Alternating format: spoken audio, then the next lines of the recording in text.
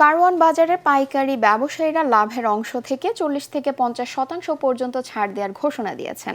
গরুর মাংস 780 টাকার পরিবর্তে 750 টাকা কেজি বিক্রি করা হবে, আর লেবু প্রতি পিসে 1 থেকে 2 টাকা ছাড় দেওয়া হবে। ক্রিসেন্ট মার্কেটে ইসলামীয় শান্তি সমিতির ব্যানারে আয়োজিত সংবাদ সম্মেলনে ব্যবসায়ীরা বলেন, অদৃশ্য খরচ বন্ধ হলে এসব পণ্য আরও সাশ্রয়ী মূল্যে কিনতে পারবেন ক্রেতারা।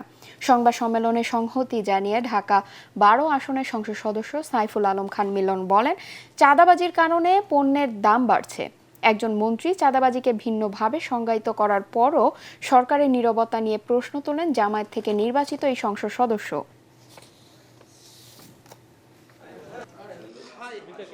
কারওয়ান বাজারে যদি এই চাঁদাবাজি বন্ধ করতে হয় তাহলে সরকারের সহযোগিতা, বিশেষ করে স্বরাষ্ট্র মন্ত্রণালয়ের সহযোগিতা অত্যন্ত জরুরি।